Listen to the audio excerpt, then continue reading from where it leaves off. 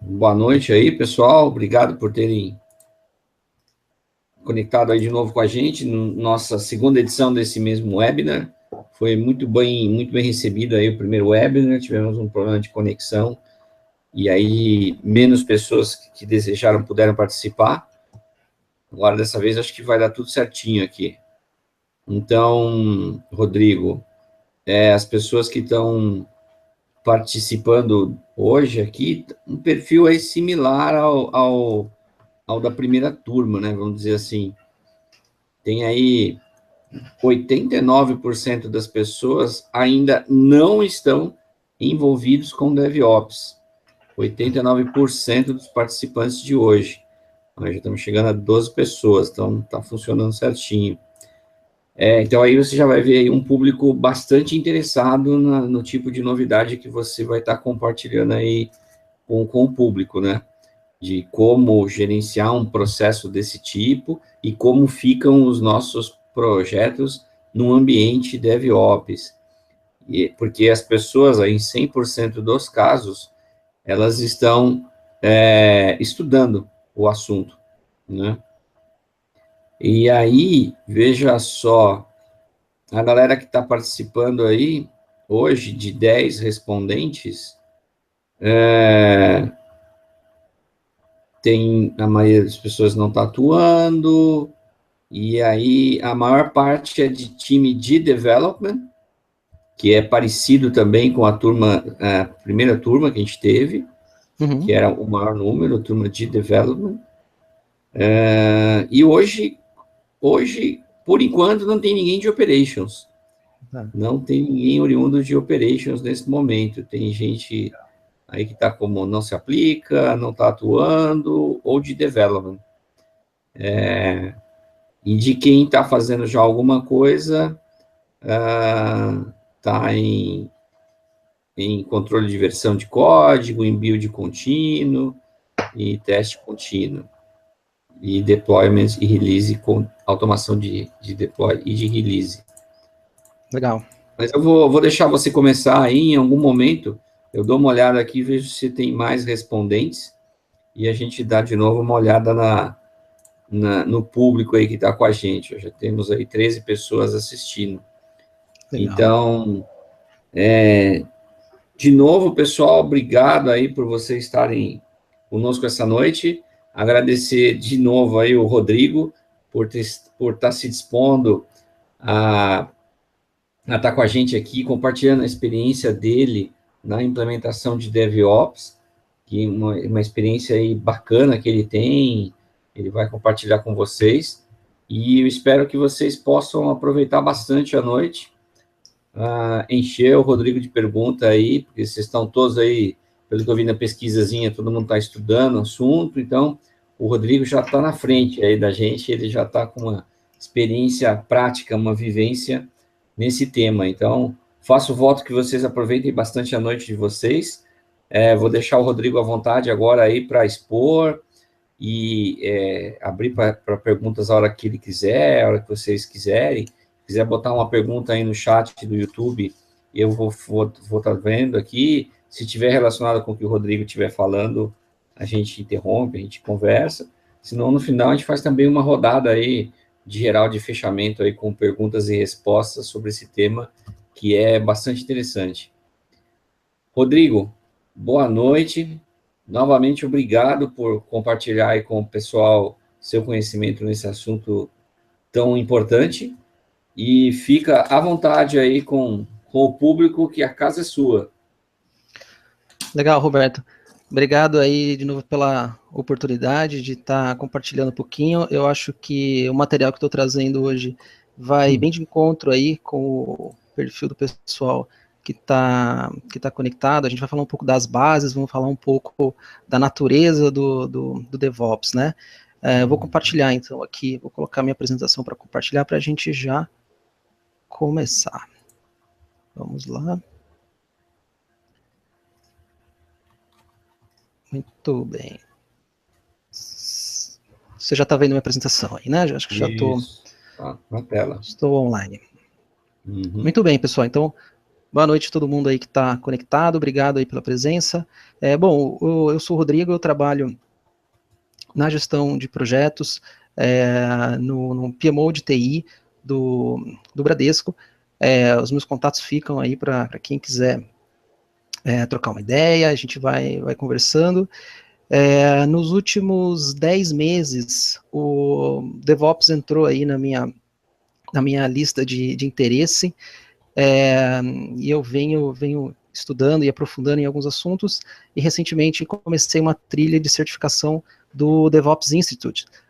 É uma trilha que tem aí 6, 7, 8 certificações, nem todas ainda estão disponíveis, só as 2 primeiras estão disponíveis, e aí eu comecei a trilha com a primeira e quero, e vamos fazendo aí conforme as coisas vão sendo liberadas. Isso indica que é um assunto novo, é um assunto que o mercado ainda está tentando se entender qual é a melhor forma, né? Então, mas a gente já começa a ter alguma coisa mais formatada, né? Uma nota rápida aqui, como a gente não tem literatura hoje ainda em português, então eu mantive alguns termos na língua original, tá? Eu mantive alguns termos em inglês. Muito bem, então a gente começa imaginando aí o nosso dia a dia, né? Então, tô trazendo alguns casos aqui para reflexão.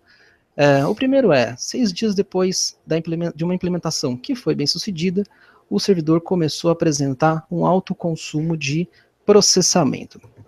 E aí, isso é dev ou isso é ops? Isso é uma implementação de código, é uma chamada que está sendo feita um par de vezes que não deveria, que eu poderia fazer uma vez só e reaproveitar, eu estou fazendo ela várias vezes, ou é uma questão lá do lado da operação, do lado da infraestrutura, um índice que está mal feito na base de dados, né? E aí, isso é dev ou é ops? Uma outra situação, sábado, 3 da madrugada, a aplicação finalmente foi instalada em produção e o login não funciona. E aí, é dev ou é ops, né?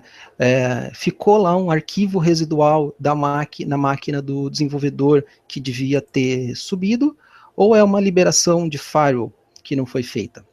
Né? São situações, acho que todo mundo aí que trabalha com implantações já passou, e sempre surge a dúvida, é desenvolvimento ou é infraestrutura, ou é operação?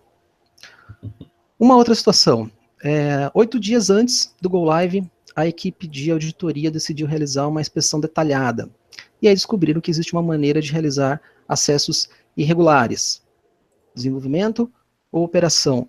É o meu código que deveria prever alguma entrada irregular, ou é a minha infraestrutura que tem uma DMZ que está mal configurada, ou algum outro firewall, ou, enfim, surge a dúvida de novo. Desenvolvimento ou operação. E essa dúvida permeia toda a equipe, toda a área de tecnologia.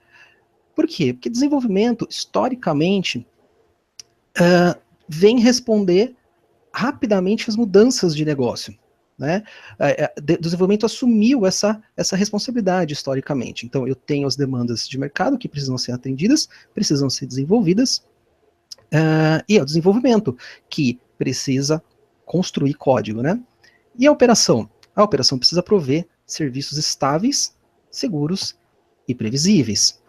O que acontece aqui é que eu começo a ter um choque. De um lado, eu tenho uma série de pacotes que precisam ser implantados, e de outro, o cara da operação vai dizer, olha, vamos com cuidado com esses pacotes, porque você produziu isso, você está sofrendo muita pressão para produzir, e eu preciso trazer para o meu lado de cá, e eu não posso colocar a operação em risco. Né? Então a gente começa a ter um choque entre essas duas áreas. E a pressão do lado do desenvolvimento, dado o cenário que a gente tem hoje, o cenário de incerteza, a velocidade com que a gente precisa atender demandas, a pressão do lado do desenvolvimento só cresce. Só aumenta, né? Só aumenta. E o que começa a acontecer quando eu tenho muita pressão? Começa a aparecer o que a gente conhece como débito técnico. Quer dizer, Olha, eu tenho eu tenho uma query de banco que ela poderia ser otimizada se eu gastasse aí mais 2 horas nisso. O que eu faço? Eu não faço. Né?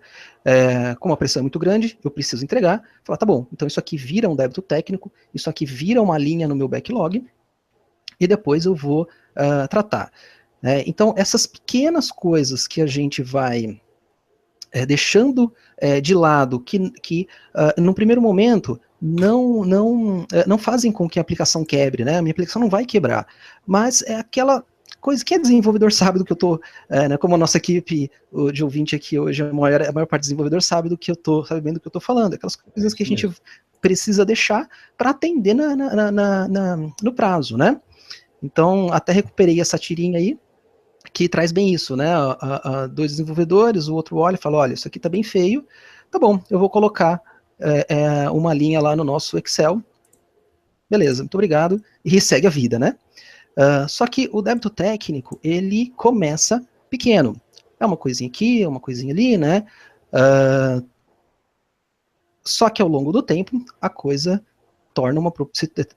se torna uma proporção gigantesca, né? Sem a gente perceber, a ponto de, mesmo em implantações simples, o esforço se torna gigantesco. Tá?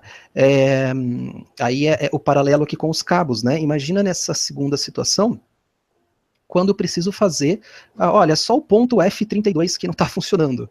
Bom, fatalmente você vai levar muito mais tempo para corrigir o problema nesse ponto, e pior, você vai causar um efeito colateral. Né? É quase impossível você mexer nessa estrutura da foto sem você causar um efeito colateral. Então, quando você olha, parece uma implantação simples, só que cada implantação simples se torna algo complexo. Né? E os nossos deploys, que poderiam ser feitos em dias, começam a levar semanas, porque o lado da operação começa a ficar cada vez mais preocupado, né? O cara lá da infraestrutura, ele começa a ficar cada vez mais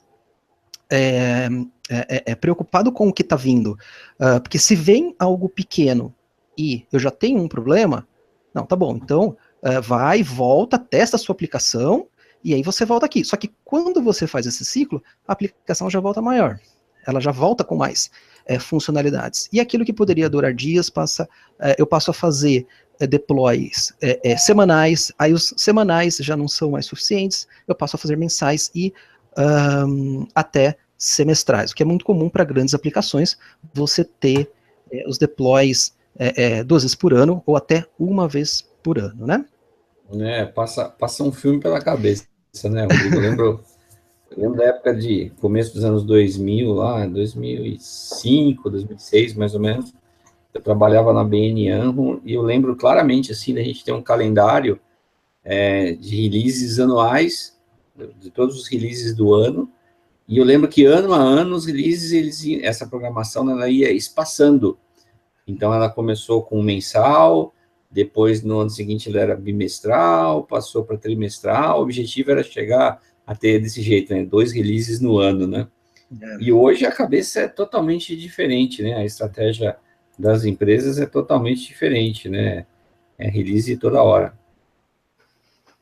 É isso aí, esse é o nosso, é aí que a gente quer chegar, a gente quer, o nosso objetivo é sair desse ciclo, né? E esse ciclo, o que ele traz? Quando eu tenho uma implantação, ela se torna homérica, ela se torna épica, né? É aquele final de semana onde todo mundo para, né? E quando muito não é num feriado prolongado, né? Onde todo mundo para fazer o deploy. Né? São aquelas janelas que a gente pega o calendário e procura na unha quando a gente vai ter 3 dias, 4 dias para fazer o deploy. Então as coisas se tornam a única janela homéricas. Possível. Exatamente. E ainda procura uma virada de mês, né, para ficar, por causa do contábil, do fiscal, né? Então, e não é isso que a gente quer, né? A gente chegou num ponto, então, onde a gente tem um deadlock entre essas 2 áreas, né? E a gente quer sair desse deadlock, porque quando atinge o cliente, não importa mais se é dev, se é ops. Aqui eu trouxe um caso recente da British Airways, onde houve uma queda no data center, e é interessante porque a queda no data center foi assim, é aquele 0,001%, né?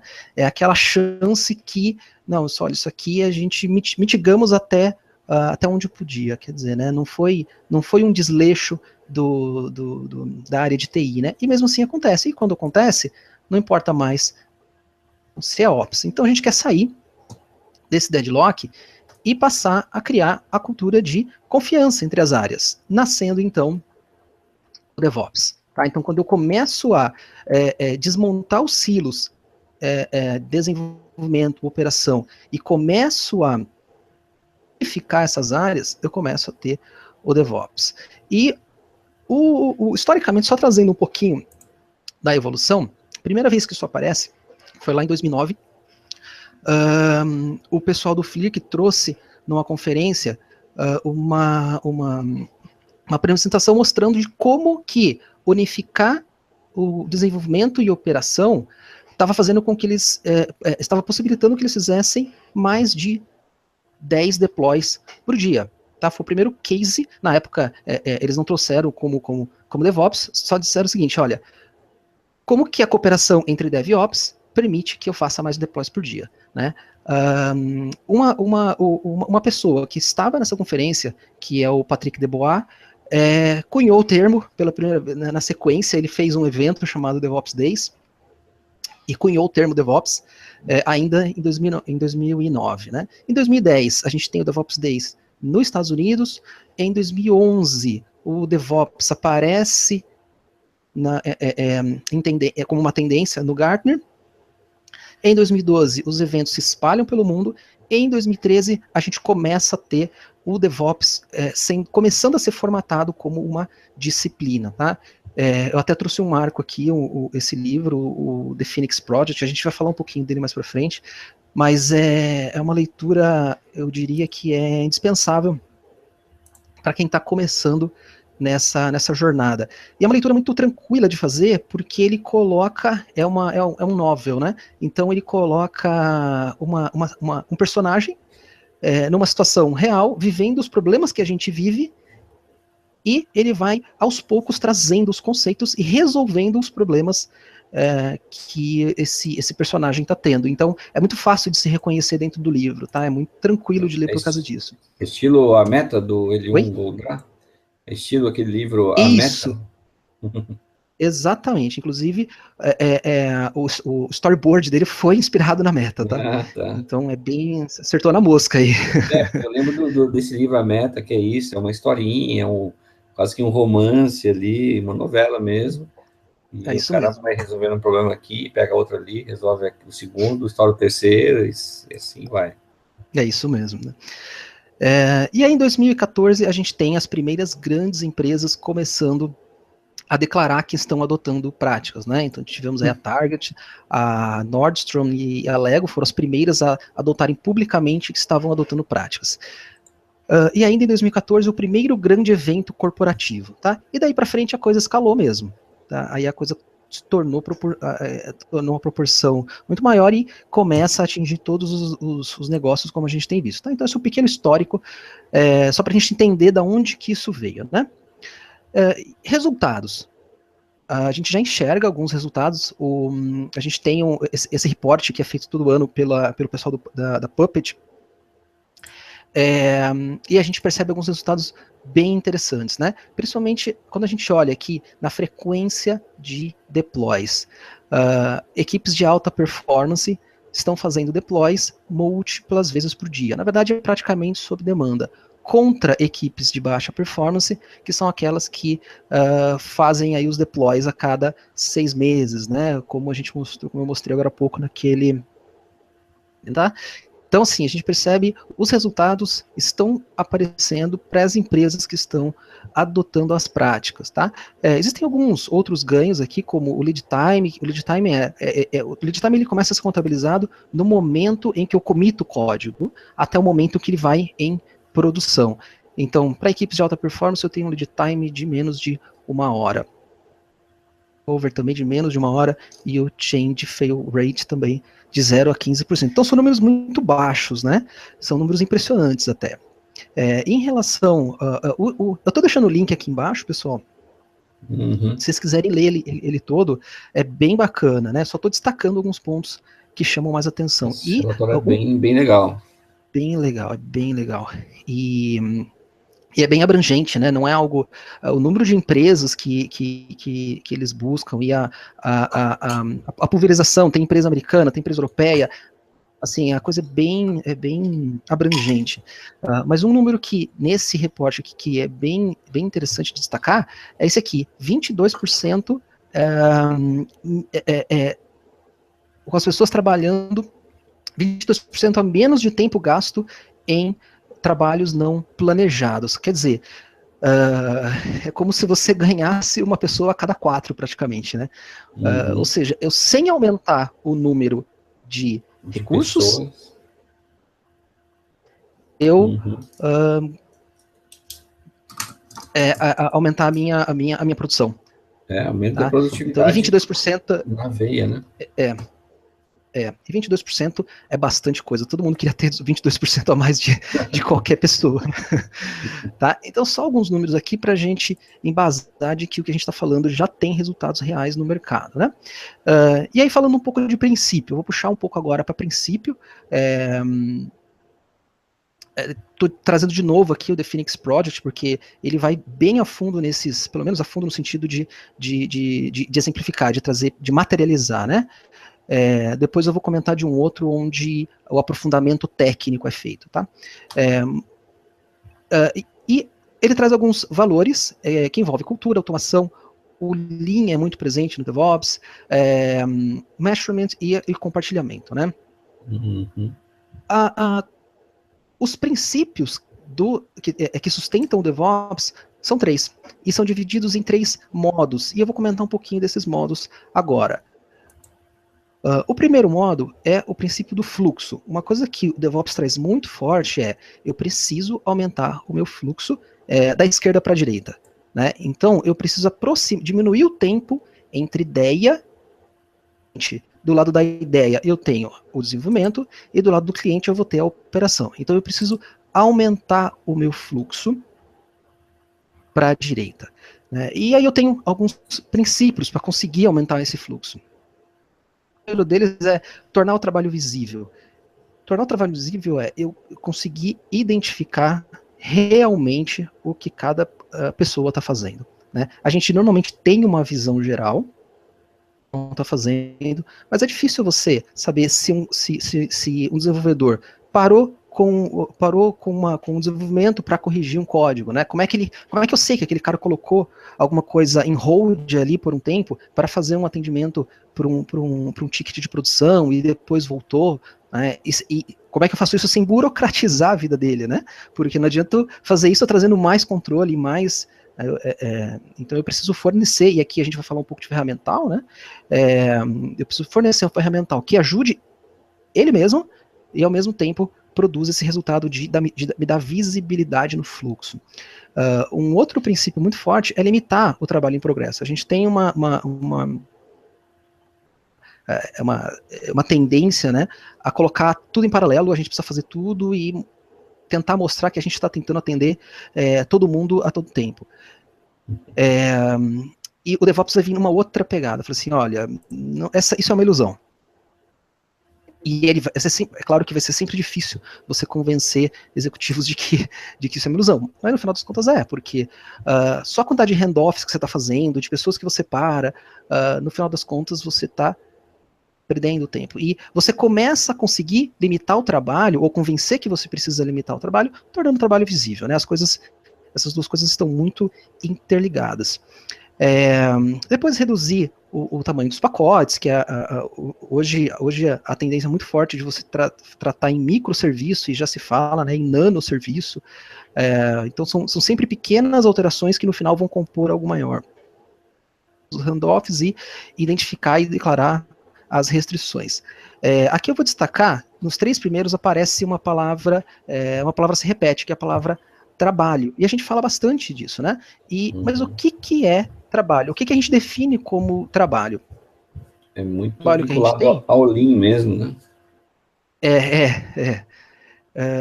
O primeiro tipo que a gente tem são os projetos de negócio, são as demandas de negócio que chegam e a gente precisa desenvolver e entregar.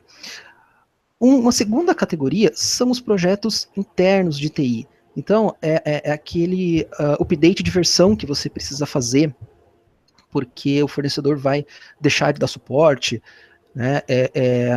Esses são os projetos, ou melhorias, né? Ou novos servidores que você precisa implantar para manter o negócio funcionando, né? Então, são projetos de suporte. A gente tem as mudanças, e aqui no caso mudança não é a mudança de negócio, né? É a mudança, tem um índice que eu preciso refazer, de configuração aqui no meu código, que eu preciso ajustar e colocar isso em produção. Então são aquelas coisas menores que eu preciso colocar em produção, que vão causar alguma mudança no meu ambiente produtivo, mas não chegam a ser nem projetos de TI, nem projetos de negócio. E por último a gente tem o trabalho não planejado, tá? E a gente percebe que, no dia a dia, no que a gente trabalha a maior parte do tempo? Projetos de negócio e trabalho não planejado. Ao que a gente conversou no começo, que é o débito técnico. Porque quando eu deixo de fazer os meus projetos de TI e tenho que fazer, né, na última hora, quando o fornecedor fala, olha, daqui 2 meses eu vou tirar, eu não dou mais suporte, né? Quando a gente não consegue fazer essas coisas e até pela pressão, né? A gente acaba se concentrando nos projetos de negócio e no trabalho não planejado, e isso só alimenta mais aquele pool de débito técnico, né? E o que o DevOps está trazendo aqui é o seguinte: a gente precisa dividir o nosso tempo em todas essas coisas e tornar visível também essas coisas enquanto projeto na organização. Às vezes os projetos de TI, principalmente, ficam lá naquela tentativa de sobrar uma verba e tal, só que o impacto de não fazer isso é muito grande. Então, o DevOps traz, fala assim, olha, esses são os 4 tipos de trabalho e a gente precisa trabalhar com prioridades parecidas para todos, né? Muito bem. E aí eu tenho algumas práticas para aumentar o fluxo da esquerda para a direita. As 3 primeiras, o Continuous Integration, Continuous Delivery e o Continuous Deployment, eu vou exemplificar nesse pipeline. Isso aqui é um exemplo de pipeline de desenvolvimento. Se vocês colocarem no Google Images aí, pipeline de deploy, vocês vão achar vários exemplos, tá? Esse aqui é um que eu peguei lá do GitHub, que ele é bem completo, mas isso aqui tem muito a cara da própria organização, né? De como que você faz o seu deploy. Mas no geral, você vai ter essas etapas. E quando eu tenho o meu controle de versão e eu comito código. Sim? Rodrigo, antes só de você entrar nas disciplinas aí, diga lá. Só entrou mais gente aí na áudio, né? E mudou legal. Um pouco aqui subiu para 21% as pessoas que já estão envolvidos com DevOps, né? E dentro desse envolvimento, 71% está estudando o assunto, mas tem lá os 21% que está implementando práticas de DevOps. Então, junto contigo aí, eu acabei não respondendo nessa segunda turma, acabou não dando tempo, mas junto com você, tem mais algumas pessoas aí, outras estão conhecendo, e aí o time ainda é o de development, a maior parte de background aí do pessoal, ainda é development. E tem aí uma mescla aí de 20, 28, 14, 21% de pessoas que estão investindo em controle de versão, continuous integration, teste automatizado e release e deployment automation. Como agora você vai começar a entrar aí nas disciplinas aí, só para te dar um panorama atualizado. Esses normalmente são mesmo os passos que a gente segue, né? Você segue aí o deploy pipeline, você vai maturando ele conforme você vai avançando, né? É comum essas práticas serem as primeiras a serem adotadas, né? Legal que a gente já tem mais gente aí que pode até contribuir aí se o pessoal quiser colocar coisa no chat, o pessoal que entrou, tem um chat aí no YouTube, se vocês quiserem fazer comentários e colocar suas perguntas aí, fiquem à vontade, a gente vai encaixando aí. Eu tô de olho lá no chat. Ah, maravilha. E aí eu estava comentando um pouquinho do Continuous Integration, quer dizer, quando eu começo a comitar código, e aí aqui a questão né, eu preciso que essa prática aconteça de forma diária. Eu não posso ter o pessoal comitando código uma vez por semana, senão eu não me adianta, né? Então, quando eu tenho essa prática e tenho o ferramental adequado,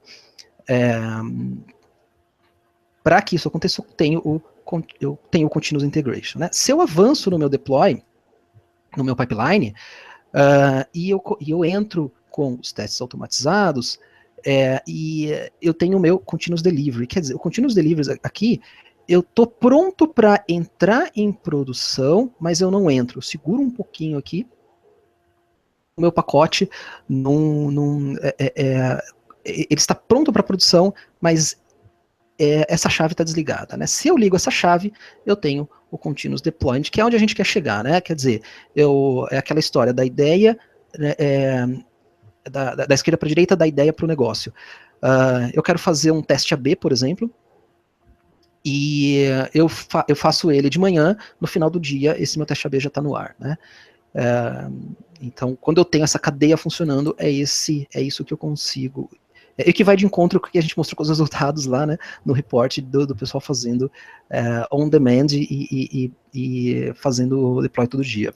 Tá? Outras práticas que eu tenho aqui no meu deploy a infraestrutura enquanto código, né, transformar a minha infraestrutura em código, quer dizer, eu não ponho mais a mão nos servidores de produção e tudo que eu quiser fazer, eu faço via uma ferramenta de gestão de configuração. Tá? Ferramentas num nível mais avançado, inclusive controlam os servidores que eu já fiz deploy, que eu não fiz, percebem servidores que estão sendo mais demandados e não faz neles primeiro, né? E fazem o rollback se eu tiver algum tipo de problema, né? Isso me dá, quando eu tenho a infraestrutura como código funcionando, eu ganho uma outra coisa que são os ambientes sob demanda. Isso aqui é um dos sonhos aí do DevOps, né? Porque o ambiente sob demanda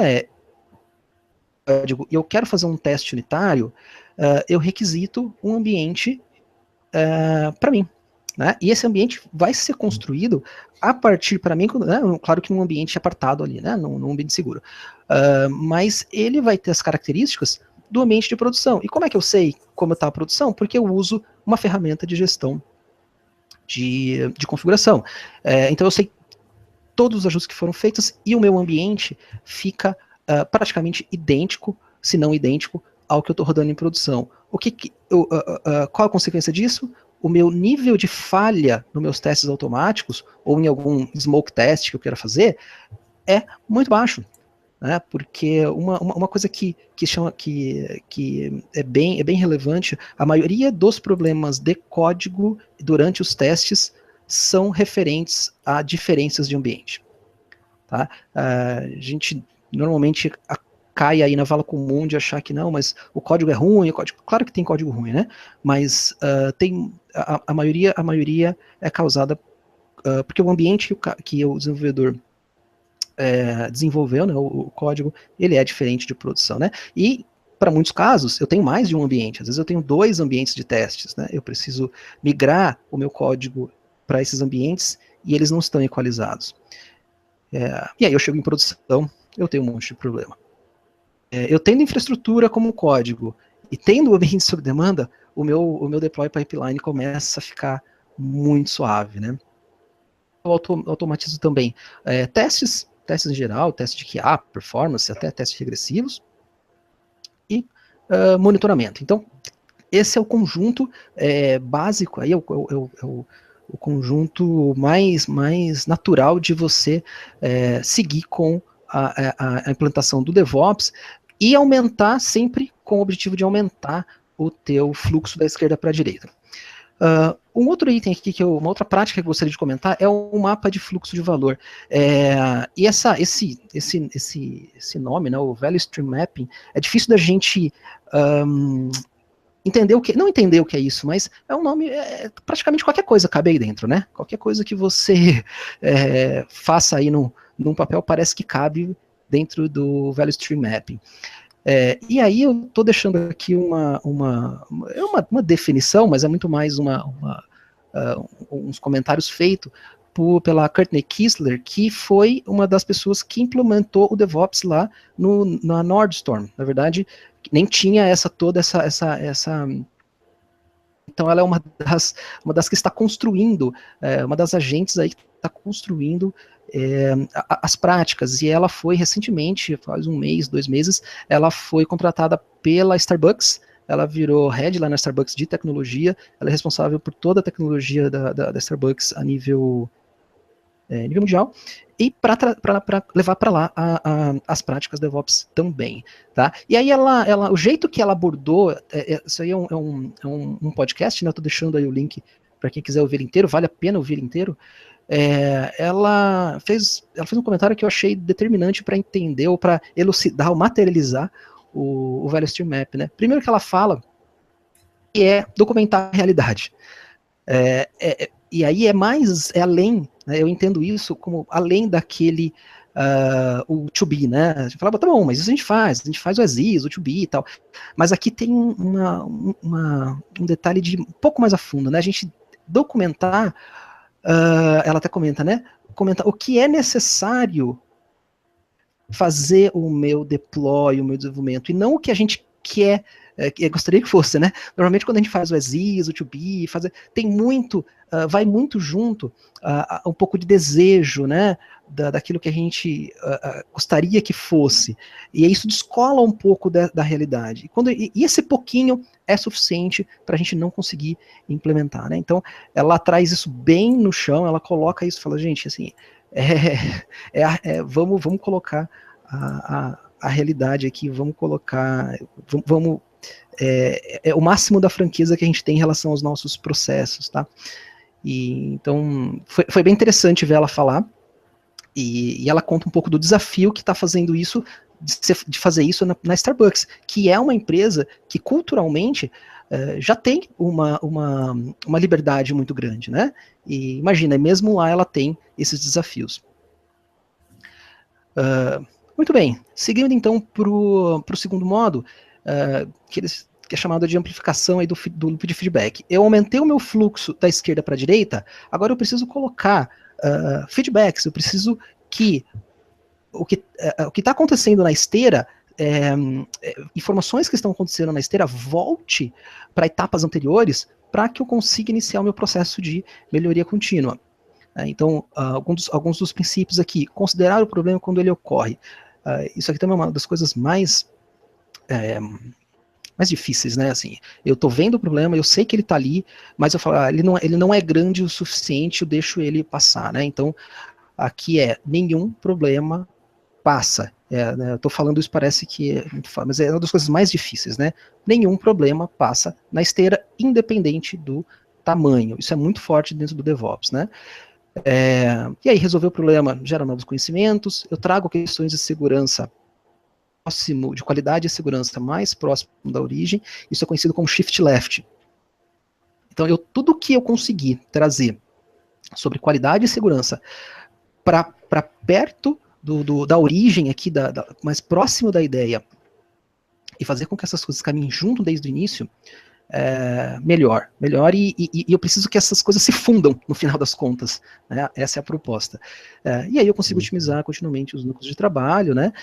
Como benefício, eu vou ter que os defeitos são rapidamente corrigidos, as use stores originadas na operação e segurança passam a fazer parte no backlog, né? E aí que acontece essa fusão, eu já não tenho mais, todo mundo passa a se preocupar com segurança. Eu não tenho a equipe de segurança que lá nos testes vai olhar. Não, a coisa já nasce aqui, ela já nasce no DNA da minha use story, né? Inclusive algumas vertentes já começam a chamar de DevSecOps, né? Colocar um sec no meio porque se o SEC não nasce junto, eu continuo tendo um gap em algum momento do meu pipeline. Também é um outro benefício, aumentar a comunicação e coordenação dos grupos, né? E por último, o terceiro modo, que é quando eu chego na cultura de experimentação, né? Quando eu consigo, quando o meu fluxo já está bom, eu já consigo fornecer os meus feedbacks para as etapas anteriores, numa cultura de experimentação contínua. É o que é conhecido também assim, eu estou sempre no estado beta, né? Eu estou sempre testando coisas novas. Eu estava conversando esses dias, é bem interessante, eu estava conversando sobre o caso do Facebook, por exemplo. Hoje você abre o Facebook, só tem vídeo, né? Assim, o Facebook está virando quase um grande YouTube. E meses atrás, poderia apostar nisso, né?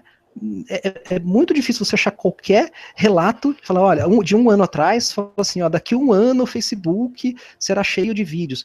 E por quê? Porque é uma cultura de experimentação. Eles foram percebendo que as pessoas ficam mais tempo em vídeo, foram fazendo testes e no final a gente tem o que é hoje. E é um produto que vai ser diferente daqui a 3 meses, daqui a 6 meses, daqui a um ano, né? Então eu não tenho um produto de forma acabada. E esses grandes, Facebook, Google, Netflix, eles estão sempre nesse estado beta, estão sempre em estado final, né?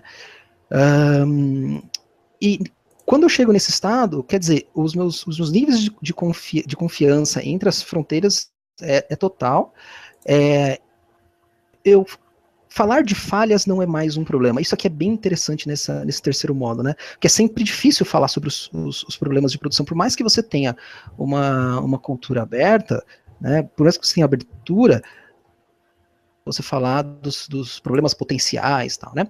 E aqui eu trago isso para dentro como parte do meu DNA, a ponto de, aí eu estou trazendo um exemplo do Netflix aqui, a ponto do Netflix criar uma ferramenta que aleatoriamente desabilita instâncias de... Tá bom, então a gente está em continuous learning, a gente sabe se virar quando tem problema, a gente incorporou a discussão sobre problemas no nosso dia a dia. Tá bom, então vamos ver se isso está acontecendo. Eu vou criar uma ferramenta, uso as minhas instâncias em produção, e eu quero ver se eu estou preparado para reagir a isso, né? E aí, claro, aprender com isso e criar mais artifícios para que o próprio sistema seja cada vez mais resiliente, né? Tanto que há um tempo atrás, acho que é um ano atrás mais ou menos, teve uma grande queda na Amazon, no AWS, e a Netflix foi a única que ficou no ar. Ela já tinha testado inclusive esse caso, né? Se o AWS ficar fora, o que a gente faz? Isso começou com o que eles chamaram de Chaos Monkey, né? Nessa ideia de que eu não sei qual instância vai ser derrubada e eu preciso conseguir lidar com isso. E isso cresceu. Hoje eles têm o que eles mesmos chamam de Seaman Army. E aí criaram uma série de macaquinhos aí, cada um com uma característica diferente. Esses macaquinhos em produção para que eles possam estar preparados nas piores das situações, tá? Essa ferramenta, eles estão começando a publicar open source. Se tiver interesse, fique de olho que eles estão começando a divulgar aí como open source. Quem tiver interesse é bacana, viu? Essa é uma mudança radical, né, daquela cultura lá dos primeiros slides, lá do Dev, do Ops, separados pelo muro. É uma mudança bastante grande de cultura, né? Quando eu estou nesse nível, assim, qual que é a minha janela de implantação? Não faz mais sentido falar de janela de implantação. A janela some, a janela é a todo momento, né? Eu preciso parar pessoas para fazer a implantação? Não, né? Assim, é uma estrutura que ela fica completamente diferente do que a gente tem hoje. Eu não tenho mais janela, eu não tenho mais dependência ou preocupação de indisponibilizar, parar um serviço e fazer, assim, as coisas vão acontecendo, né? Claro que você precisa, para chegar nesse nível, você precisa casar praticamente todos os conceitos que a gente passou, né? Então, não é chegar nesse nível que está a Netflix, que está a Amazon. A Amazon, por exemplo, faz 23 mil deploys por dia, né? É claro que a característica do deploy da Amazon, como a gente está falando aqui de ajuste no AWS e tal, são coisas muito pontuais, muito pequenas, mas não deixa de ser deploy, né? Uhum. É diferente, mas não deixa de ser um deploy. E mesmo assim, 28 mil é um número muito grande. O Facebook faz um deploy por dia, a Netflix acho que faz, se eu não me engano, se não me falha a memória, são 20 deploys por dia. Mesmo assim, né? Um deploy por dia já é. Né? Já é Muito bem. grande. E aí, já é bom demais. E aí, claro que não dá para falar de DevOps sem comentar um pouco de ferramenta. A gente não consegue, simplesmente não consegue, trazer todos esses conceitos sem o apoio de ferramental, né? E aí eu trouxe uma imagem aqui que é bem distribuída aí para cada fase do meu pipeline. Eu tenho ferramentas específicas. Então, essa é uma imagem onde a gente pode tomar de base para começar a investigar as ferramentas, e tem essa aqui também, que tem essa tabela periódica do DevOps Tools, e essa ferramenta é bem bacana, porque você consegue ver no detalhe assim, as informações da ferramenta, consegue ir para o site, assim, é bem bacana para brincar com essa e descobrir ferramentas aqui, tá? Uma atualização que eu estou trazendo, porque saiu recentemente o relatório da Puppet de 2017. Uhum. Um mês aí, nem isso. Não, foi esse mês, né? Então, foi acho que no começo do mês. Foi no começo do mês, Foi exatamente. dia 7, no nosso outro webinar. Exatamente. E o que é interessante, pela primeira vez no reporte aparece a figura do líder. Nunca tinha aparecido. Então, isso só mostra que a figura da gestão começa a ser crucial dentro do DevOps. Essa figura começa a aparecer, né? E isso é importante para a gente, ainda mais que a gente está com um público aí de PMOs e gerentes, né? Assim, aparecer com as vertentes aí de como ainda uma análise, não é uma análise tão profunda nessa primeira vez, tem algumas coisas que a gente já sabe que o líder atual precisa, mas só o fato de aparecer, de ter um capítulo sobre isso, já mostra que a gente começa a olhar para a gestão agora em DevOps, e não só ferramenta, porque tem uma vertente ainda que falou de DevOps, pensa em ferramenta, falou em DevOps, pensa em ferramenta, isso já vem sendo essa vertente já tem se tornado mais fraca, e definitivamente agora aparece a gestão no relatório. E aí eu casei com uma outra literatura, que é DevOps Handbook, que comenta também o papel do líder, né? Então, na verdade, o papel do líder vai ser criar um ambiente para que o time descubra a grandeza no trabalho diário. Em outras palavras, criar grandeza requer unicidade entre líderes e liderados, onde um é mutuamente dependente de outro, né? Então, aquilo que a gente já isso aqui também está bem alinhado com o tipo de liderança que a gente tem no ágil, tal. Então, esse perfil de colaboração, ele já é o perfil desejado, e o DevOps está confirmando isso, tá? Um outro destaque aqui no relatório desse ano, a gente teve uma diminuição no gap entre as equipes de maior e menor performance, né? Então, veja, em 2016, a gente fazia lá, as equipes de alta performance faziam 200 vezes, os deploys eram 200 vezes mais frequentes que equipes de baixa performance. E nesse ano, caiu para 43 essa diferença. Isso quer dizer que o mercado está se movimentando. Eu tenho mais empresas, eu acho que a nossa pesquisa inicial confirmou isso, né? Das pessoas indo para a iniciativa DevOps, e isso diminuiu o gap que existia. Então foi um resultado bem interessante. Em contrapartida, o número, o mean time to recovery e o change fail rate aumentaram. Né? Então, assim, eu diminui o gap, eu tenho mais empresas, mais organizações adotando as práticas, mas ainda eu tenho a minha próxima fase é tratar aqui problemas que estão acontecendo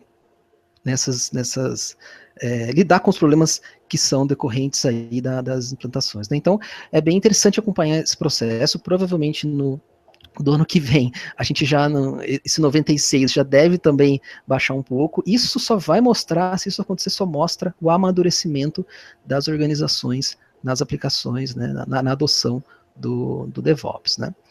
Então foi um dado bem interessante que eu quis destacar aqui.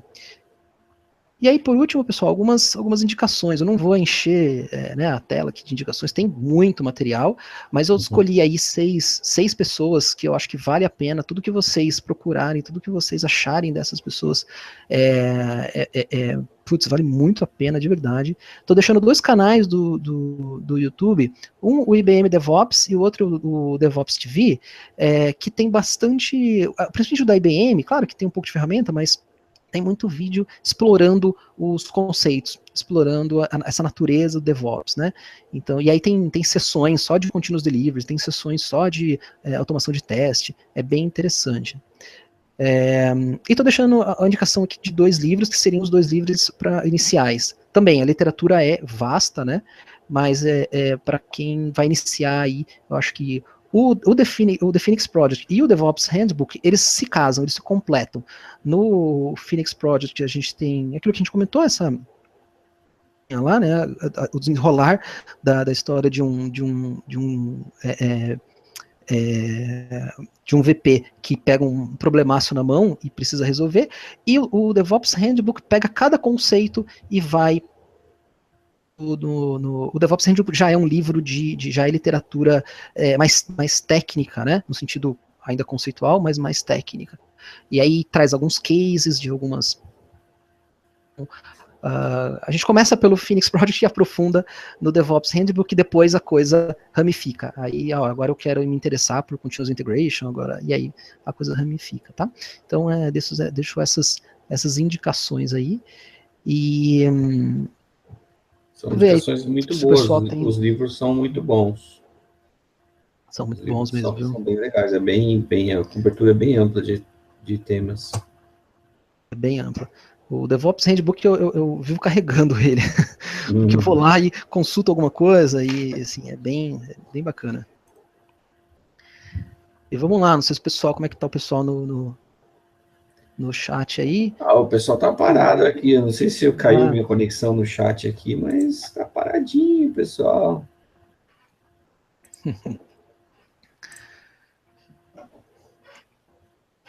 Vamos ver se o pessoal tem aí alguma coisa para a gente trocar umas figurinhas aí.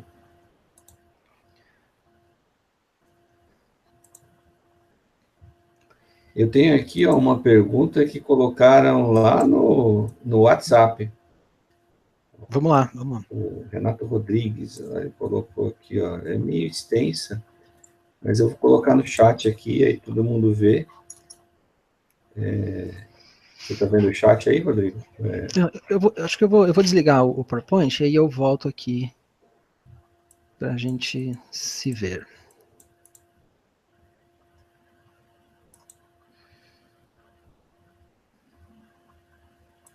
E aí, pronto, estou de volta. Não está conectado, não. Mas a pergunta dele foi, deixa eu colocar no chat do Hangout aí, se você ver.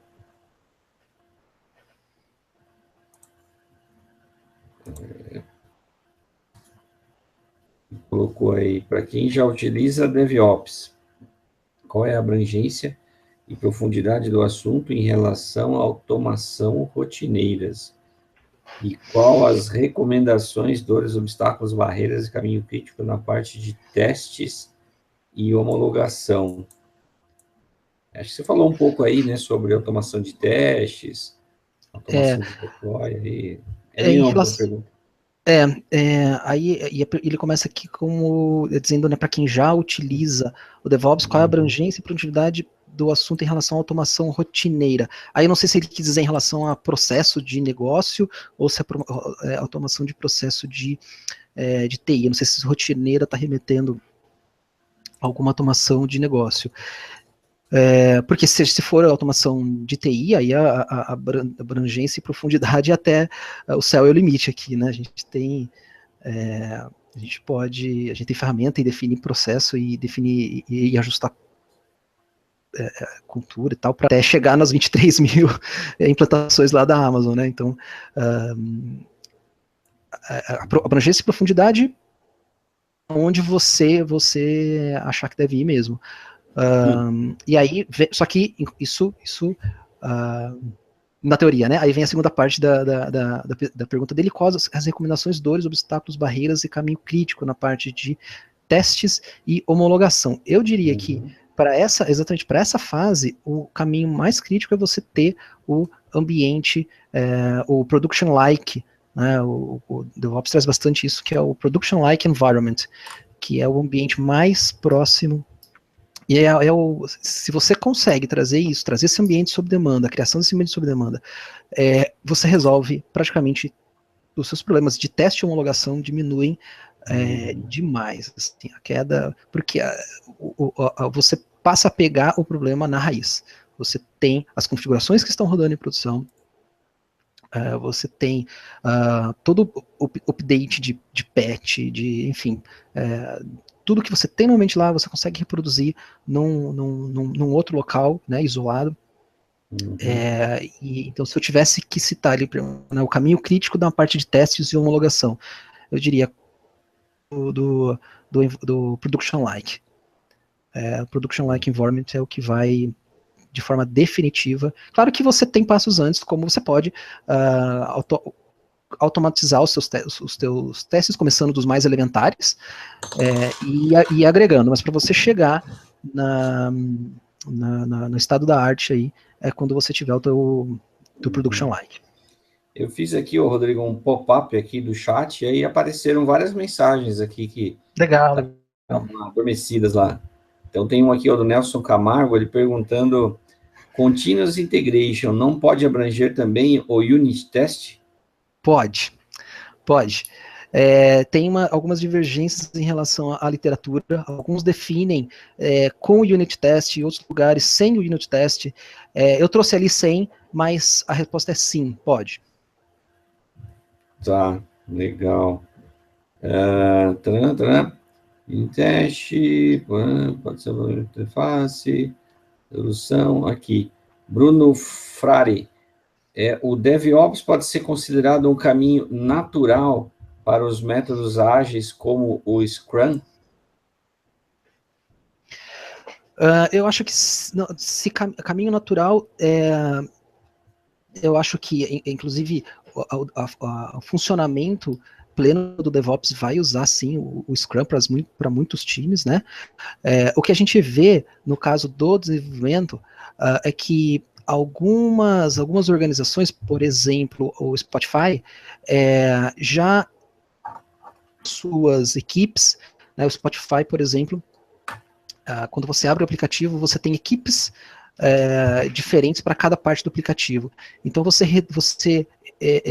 reduz a atuação daquela equipe, você foca tanto que o ágil se torna, você não necessariamente tem aquela estrutura mais do ágil, mas o ágil sendo executado de forma o ágil não como Scrum, mas como ágil, provavelmente dito, né?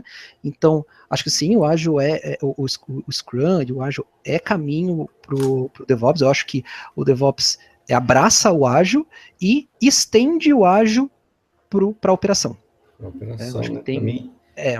Para mim é uma grande materialização dos métodos ágeis, né? Porque sem aí continuous integration, sem um teste automatizado, como é que você vai fazer uma sprint curtinha dentro de um sistema gigante, onde você faz uma mexida pequena numa ponta dele, tem que fazer um esforço grande de reteste regressivo. Então, isso não caberia naturalmente dentro de uma sprint. Então, uma automação de teste vem ajudar nisso. E todas essas disciplinas aí que você apresentou do DevOps, elas vêm efetivamente a fazer com que seja possível se fazer sprints curtas e releases constantes, né? É isso aí. Tem mais pergunta aqui, depois vamos compartilhar assim. Em um ambiente de códigos antigos, com alto acoplamento, dá para usar DevOps antes de refazer a arquitetura? Nelson Camargo. Essa é uma pergunta de $1 milhão, né? Assim, é o ambiente mais difícil de você trazer o DevOps. É impossível, não. Até tem uma série de iniciativas da própria IBM que mostram DevOps para mainframe e tal, né? Tem até uns vídeos bem bacanas no canal lá, falando de DevOps para mainframe. Então, é impossível? Não é impossível.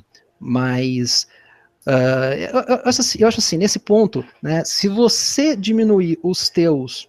Tá bom, mesmo que eu não faça de forma plena, mas se eu conseguir trazer algumas práticas, por exemplo, o teste automatizado, ou alguma build automática, se eu diminuir os meus espaços de release de 6 meses para 2 semanas, para 3 semanas, num ambiente altamente acoplado, eu já estou tendo bastante ganho, né?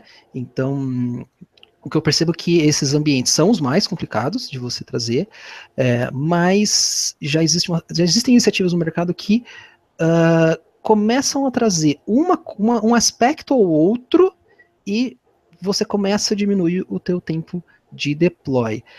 Vai chegar, eu acho muito difícil, sem você ir para microserviço e tal, sem mudar a arquitetura, vai ser difícil, vai ser impossível você chegar lá nos 23 mil da Amazon, né? Mas nessa hora, o que eu penso? Se você traz de 6 meses, que seja para um mês, que seja para as 3 semanas, você já está ganhando, tá? Então, minha resposta é possível, não nos níveis, né, tem guardadas as proporções e limites de arquitetura, mas tem sim iniciativas que você consegue implementar independente da tua arquitetura, com ganhos aí variados, dadas essas limitações. Uhum. Aí o Ricardo Nakano ele coloca 2 perguntas assim, até meio relacionadas, né? Como gerenciar frentes de DevOps simultâneas, paralelas, e como gerenciar merges de código?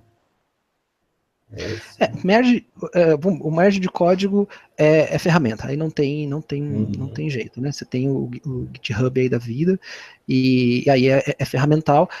Existe uma questão cultural dos developers que precisam utilizar e precisam comitar código diariamente, mas você só consegue fazer gestão de versionamento de código usando ferramentas. Você não tem... E ferramenta mais mais o aculturamento das pessoas, dos envolvidos, né? Porque se o cara comitar código a cada 15 dias, não vai te resolver nada. Então, para código é isso. E a outra, peraí, esqueci. Era frentes de DevOps simultâneas. Como gerenciar frentes de DevOps simultâneas? Quando você começa uma iniciativa DevOps, as experiências mostram que é legal você começar com um grupo destacado do todo, né? Se você começar muito simultaneamente, você não vai conseguir extrair os benefícios. E por quê? Você precisa entender dentro da sua organização o que vai funcionar e o que não vai funcionar. É um processo de aprendizado. Não vai ser só implantar a ferramenta e as coisas vão começar a acontecer de forma mágica, né? Então, começada uma iniciativa e aquela iniciativa maturada, então eu já sei que ferramenta funciona para mim, eu já sei que tipo de aculturamento eu vou precisar fazer com as pessoas que estão... Eu já começo a entender o apetite do risco que os executivos querem tomar para eu avançar nessa iniciativa. Então, dada uma iniciativa maturada, aí... e aí, uma terceira e uma quarta. Né? Eu acho que sair abrindo iniciativas não vai ser o caminho. Então, como que você faz em paralelo? Abre uma primeiro, matura, entende o teu ambiente, entende o que vai funcionar, entende os ganhos que você vai conseguir de forma rápida, porque assim, tem essa também. Alguns ganhos você precisa já começar a mostrar, né, para você ganhar força para continuar, né? Se você separa um grupo de 10 pessoas, 12 pessoas, e por 3 meses não consegue mostrar resultado, você vai perder força na tua iniciativa. Então, pega essa galera, pega uma aplicação que possa funcionar de forma um pouco mais independente, né? Eu sei que é difícil, no final das contas, as aplicações são todas conectadas em algum momento, mas escolhe uma aplicação que tem um nível de separação com o teu core um pouco menor, começa por aí, extrai alguns resultados e ganha força para fazer outra rodada. Quando você tiver isso, aí você começa a segunda e você vai conseguir levar as duas em paralelo. Sim, sim, eu acredito bastante nisso. Esse tipo de análise aí de qual executivo, qual stakeholder é mais risk taker, é boa, né, para você garantir um patrocínio ali na partida, né, Exato. porque você vai estar correndo risco, você vai estar nessa cultura de aprendizagem, vamos errar aqui para aprender juntos, mas alguém tem que patrocinar isso, né? E aí esse patrocínio gera um benefício, aquele benefício de uma área acaba contaminando a outra. Eu também quero esse tipo de benefício para mim, né? Exato. E uma outra estratégia aí eu venho fazendo automação de deploy, né, no banco, e quando você fatia as coisas por tecnologia, você consegue pegar uma leva de aplicações de uma mesma tecnologia, onde as issues técnicas acabam sendo similares, né, e você acaba levando aqueles aplicativos todos parecidos juntos. Aí você pega uma outra fatia de tecnologias, consegue automatizar mais alguns sistemas, até que você fica ali com uma leva de cada sistema é uma tecnologia diferente, um fornecedor diferente, e aí você fica mais no caso a caso. Só um comentário nessa do patrocínio, que a gente falou um pouco de cultura também, né? Assim, uma das coisas que um artigo eu estava lendo, não vou lembrar a referência agora, mas foi bem interessante. Bom, como é que eu mudo cultura, né? A gente sempre fala sobre isso e sempre, parece também uma pergunta e uma afirmação sempre muito aberta, né? Eu preciso mudar cultura, preciso mudar cultura. Primeiro, você muda a cultura através da mudança de hábito. Ninguém muda cultura direto, você muda hábito. E como que você muda hábito? Tornando o anterior obsoleto. Né? Não é por convencimento. Quando você traz uma realidade onde as pessoas olham para essa nova realidade e entendem que a anterior é obsoleta, e as pessoas vão entender isso, aí você começa a ganhar a força para a mudança, né? Eu sempre falo, nos primeiros iPhones aí, eu não vi, assim, a maioria, assim, né? Sempre tem uma exceção, mas no geral, as pessoas pegavam aquilo e parecia que elas sempre usavam, sempre usaram aquilo, né? Então, ninguém teve essa sensação de pegar algo e falar, cara, que legal que é isso aqui, não, mas eu quero o antigo. Não, agora eu quero o novo, porque você acabou de tornar o anterior obsoleto, né? Então, quando você passa a mostrar que a tua nova realidade tem os resultados e você olha para a anterior e torna ela obsoleta, aí você começa a ganhar começa a caminhada aí de mudança cultural, né? Só para tentar materializar um pouco isso, porque a gente fala de mudança cultural, parece que também, né, é igual o velho stream map, cabe qualquer coisa aí dentro, né?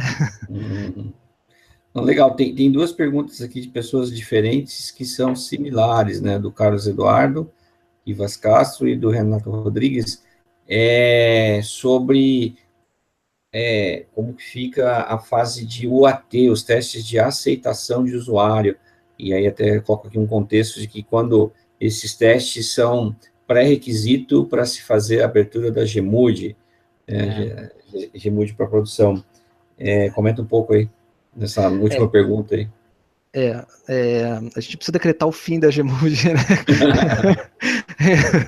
Quando você fala de DevOps, você tá... E aí tem uma mudança até de política interna, né? Você vê como... esse assunto é muito bacana, porque ele vai ramificando, e vai ramificando na estrutura da organização, né? Ele vai muito além do conceito em si, de uma aplicação local. Tem que mudar as políticas da organização, tem que mudar a cabeça da auditoria. Exato. Então, os testes, mas é importante pensar assim, né? Os testes, eles não são deixados de lado. Eu não vou falar, tá bom, eu não vou fazer mais o CIT ou o AT, eu vou continuar fazendo, eu preciso fazer. Mas eu vou mostrar para o auditor ou para a equipe que precisa assinar junto, eu vou demonstrar que aqueles testes estão sendo feitos de formas automatizadas, e aí eu vou ter uma série de artefatos em termos de relatório mesmo, né? E até algumas ferramentas que gravam alguns testes e tal. É um outro modo de... Eu não vou usar a palavra, não é convencimento, mas é um outro modo, é uma outra abordagem. Eu não estou deixando de fazer, isso não vai ser deixado de lado, eu preciso fazer teste. Mas qual que é o ganho que eu vou mostrar? Ao invés de eu ter 20 pessoas fazendo o AT por um mês, eu fiz essa mesma quantidade de testes, ou muito mais, em um dia. Essa é a percepção. Não, mas como é que você fez? Está aqui, ó. Aí eu tenho os relatórios, tenho as estatísticas, tenho as frentes que deram erro, tenho vídeos gravados, eu tenho uma série de novos artefatos que eu vou usar para demonstrar que aqueles testes estão sendo feitos e estão sendo feitos com mais apuro do que 20, 30 pessoas fazendo por um mês, né? E eu posso rodar isso de forma constante, né? Eu posso rodar testes de forma contínua. Eu tenho uma máquina que roda teste 24/7. Imagina, quando você começa a mostrar isso, aí tem a mudança do lado da auditoria ou qualquer pré-requisito, ou qualquer processo de pré-requisito. Claro que estou falando aqui, parece, não tem nada de simples aqui, porque a gente precisa ir convencendo aos poucos, né? De novo, na ideia de tornando o anterior obsoleto, né? Se eu consigo estruturar e dizer, olha, eu conseguia fazer 1000 testes por semana, agora eu estou fazendo 1000 testes por dia, né? Quem que não vai dizer, não, tá bom, não quero, eu quero que você faça só 1000 por semana, né? Então, na ideia de tornar a anterior obsoleta. Então, voltando, eu não vou descartar testes, nunca, não é essa a ideia. Eu vou manter, smoke test, por exemplo, a gente sempre mantém alguma coisa acontecendo, né? Sempre alguém vai lá e faz um exploratório, alguma coisa, né? Mas eu vou manter. O que eu preciso fazer aí é comprar essa briga em relação a processos, processos organizacionais, mostrando os benefícios que são maiores com a automação de teste e mostrando que eu estou fazendo muito mais testes do que eu fazia, e aí devagarinho mudar realmente os processos da organização até que a gente consiga aposentar a nossa RDM, né? Aposentar sim, né? Aposentar, eu vou ter log de tudo, eu vou saber a minha RDM, ela muda de forma, e ela não precisa ter 30 assinaturas mais, né? Eu consigo demonstrar que o meu pipeline automático, ele é tão robusto e gera tanta evidência, ou até mais, do que eu gero nos processos manuais, né? Gostei bastante desse mote aí de o novo sucedendo o antigo e as pessoas não querendo mais, né? Eu lembro de passar realmente por isso, a percepção das áreas usuárias, né? Que há um tempo atrás faziam testes pouco estruturados, mais para exploratório do que bem estruturadinho, e passavam muito tempo testando, achavam que achavam muitos defeitos, aí botavam em produção, virava tudo incidente. Depois a gente passou por uma fase de bastante teste manual, por uma empresa especializada de teste, e aí o usuário já passou a sentir uma diferença grande, né? Falando, nossa, mas vocês acharam tudo isso de defeito antes de eu começar a testar? E aí quando eles passam a testar, o foco deles mudou, só fala de cenário de negócio, não fica testando funcionalidade assim muito detalhada, eles vão e tentam estressar mesmo, mas nesse caso especificamente de um cliente assim, funciona, eles vão lá, estressam os casos de negócio. E aí quando você entra com a automação, eles percebem também nitidamente que o código permanece estável, tudo que já existia no sistema, né, automatizando os regressivos, né, o sistema continua estável e você vai dando foco no teste só no incrementozinho que você está fazendo, né. Eu falo de feedbacks que eu ouço das áreas usuárias, né, como reflexo dos trabalhos de testes estruturados e depois de automação de testes. Funciona bem isso daí. Legal. Isso aí, legal. Seu recado final aí, para a gente fechar a noite, Quero te agradecer novamente aí pelo teu tempo, por ter dispensado o tempo aqui. Espero que o pessoal tenha podido aproveitar bastante. O pessoal que já saiu aqui estava agradecendo, pedindo depois a apresentação e agradecendo bastante aí a tua disponibilidade, que foi bem esclarecedora. Fica à vontade aí. Não, maravilha, eu que agradeço aí a oportunidade. Para mim é um prazer dividir isso e poder participar dessa onda que está sendo construída junto, né? A gente não tem o manifesto DevOps, né? Onde a gente pode ir lá e falar, bom, tá bom, mas quais são? Não, assim, a coisa está em construção mesmo, né? Talvez daqui a um tempo a gente tenha um BOC aí de alguma entidade, mas é legal participar do momento, né? A gente está vivendo algo que está sendo construído na frente dos nossos olhos e poder participar disso e contribuir, trocar ideias. Para mim é um prazer, para mim é um prazer. A apresentação, eu já subi ela no SlideShare, a gente coloca o link aí, a gente pode mandar, circular por e-mail e colocar depois nos comentários aí do próprio YouTube, que essa apresentação vai ficar, ela toda fica gravada, né, fica aí no YouTube, a gente põe o link lá também, tá? Mas já tá no SlideShare, a gente compartilha. Legal. Para fechar aí, ó, tem uma última pergunta aí do Carlos Eduardo, perguntando, a meu ver, a gestão de mudanças permanece extremamente conectada e sincronizada com as etapas do DevOps, ou estou errado? Acho que é parecido aí com o que você estava falando, né, Rodrigo? Eu acho que a gestão de mudança, você passa, assim como a gente falou, né, eu pensei agora assim, assim como a gente falou de infraestrutura como código, é praticamente se a gestão de mudança virasse código, porque você vai colocar todas as travas que você quiser, né, e você achar necessário, inclusive travas que você não consegue pegar hoje na gestão de mudança, né, ainda mais se a gente puxar, é muito interessante ver o paralelo aí DevOps ITIL, por exemplo, né? Que parece, o ITIL parece uma coisa um pouco mais dura ali, engessada, fala, caramba, como é que eu vou trazer essas coisas eu tenho um ITIL muito forte aqui, eu tenho uma série de processos. Não, pelo contrário, se você pegar todos aqueles requisitos que o ITIL vai pedir, se você consegue colocar e configurar aquilo para ser testado, para ver se o que você quer não mudou o estado, né? Continua da mesma forma. Então eu acho que isso traz a gestão de mudança para dentro da automação, né, do pipeline, e você consegue fazer a gestão de mudança e saber o que está acontecendo como você nunca soube. Né?